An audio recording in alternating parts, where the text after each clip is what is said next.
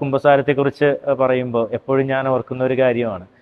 കുമ്പസാരത്തിൽ ഒരു അന്ന് ഇടവക പറയാനായിട്ട് ആഗ്രഹിക്കുന്നില്ല, എന്നിരുന്നാലും ഒരു കുമ്പസാരത്തിനിരിക്കുമ്പോൾ ഒത്തിരി തിരക്കുള്ള ദിവസമാണ്. ആ തിരക്കുള്ള ദിവസത്തിൽ ഒരു സ്ത്രീ വന്നിട്ട് കുമ്പസാരിക്കാനായിട്ടിരുന്നു. വലിയ ഒരു ഒരു കുമ്പസാരത്തോടുള്ള കാര്യക്ഷമമായിട്ടുള്ള ഒരു താല്പര്യമൊന്നും കണ്ടില്ല.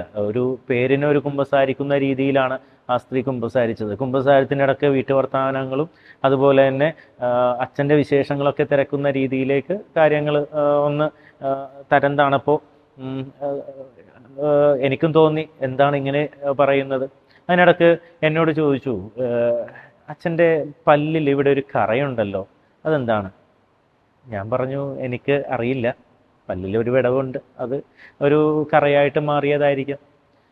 അങ്ങനെ ആ ഒരു അലസമായിട്ടുള്ള ഒരു കുമ്പസാരം, ഞാനത് ഒത്തിരി സങ്കടപ്പെട്ടു. കാരണം ഒത്തിരി ഒരു എഫേർട്ട് ഇട്ടാണ് ഒരു കൂദാശ പരികരണം ചെയ്യുന്നത്. അപ്പോൾ അങ്ങനെ ക്ഷീണമുണ്ട്, തിരക്കുണ്ട്.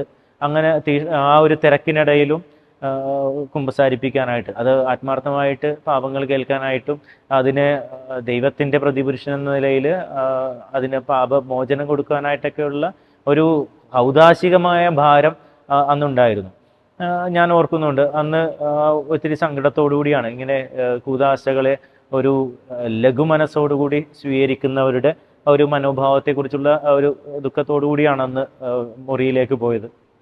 അതിനുശേഷം അവിടെ നിന്ന് ആ ഇടവകയിൽ നിന്ന് പോന്നു. പിന്നീട് ഏറെക്കുറെ ഒരു വർഷത്തിന് ശേഷം എന്നെ ഒരു വ്യക്തി രാവിലെ, ഒരു ദിവസത്തെ രാവിലത്തെ കുർബാനയ്ക്ക് ശേഷം ഞാൻ മുറിയിലിരിക്കുമ്പോൾ എൻ്റെ മുറിയിലേക്ക് അവിടെയുള്ള ഒരാൾ വിളിച്ചിട്ട് പറഞ്ഞു, അച്ഛനെ കാണാനായിട്ട് ഒരാൾ വന്നിട്ടുണ്ടെന്ന്. അപ്പം അങ്ങനെ ഞാൻ താഴേക്ക് ചെല്ലുമ്പോൾ എനിക്ക് പരിചയമുള്ള ഒരാളാണ്. പരിചയമുള്ള ആൾ എന്നോട് പറഞ്ഞു, അച്ഛൻ ഞാൻ ഇന്ന ഇടവകയിലുള്ള ഒരാളാണ്, ഞാൻ അച്ഛനെ കാണാൻ വന്നതാണ്. ഞാൻ ചോദിച്ചു, എന്താണ്? എൻ്റെ ഭാര്യയും കൂടെ വന്നിട്ടുണ്ട്. അപ്പോൾ ഭാര്യ അച്ഛനെ അറിയുമായിരിക്കും. എന്നിട്ട് അന്ന് നടന്ന ആ ഒരു സംഭവം, അന്ന് കുമ്പസാരത്തിൽ നടന്ന സംഭവം ഇങ്ങനെ പറഞ്ഞു. എന്നിട്ട് പറഞ്ഞു, അച്ഛാ, അന്ന് മുതൽ എൻ്റെ ഭാര്യയ്ക്ക് ഈ പല്ലുകളിലെല്ലാം നീരാണ്.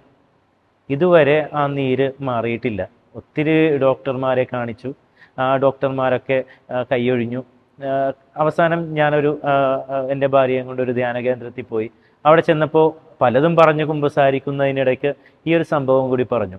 അപ്പോൾ അങ്ങനെ സംഭവം പറഞ്ഞപ്പോൾ ആ അച്ഛൻ പറഞ്ഞു, അച്ഛനോട് പോയി കാര്യങ്ങൾ പറഞ്ഞ് അതിലൊരു തീരുമാനം ഉണ്ടാക്കണം, അച്ഛന് സങ്കടമായിട്ടുണ്ടെങ്കിൽ അതിൽ മാപ്പ് ചോദിക്കണമെന്ന് പറഞ്ഞു. അങ്ങനെ ഒരു കൂദാശകളെ ഒരു ലഘുമനസ്സോടുകൂടി കാണുന്നവരിൽ പോലും കർത്താവ് ആ ഇടപെടുന്നു. ഞാനിത് ദൈവം ശപിക്കുന്നു എന്ന് പറയാനായിട്ട് പറഞ്ഞതല്ല, എന്നിരുന്നാലും കൂദാശകൾക്ക് എന്തുമാത്രം ഒരു പ്രാധാന്യത്തോടു കൂടി നമ്മൾ ചെയ്യണം, അല്ലെങ്കിൽ എത്ര സീരിയസ് ആയിട്ട് ആ കൃപകളെ സ്വീകരിക്കണം എന്നുള്ള ഒരു ഉദാഹരണമായിട്ട് പറയാനായിട്ടാണ് ആഗ്രഹിച്ചത്. അങ്ങനെ ദൈവം ഇടപെടുന്ന ഒത്തിരി അനുഭവങ്ങൾ എൻ്റെ ജീവിതത്തിലുണ്ട്.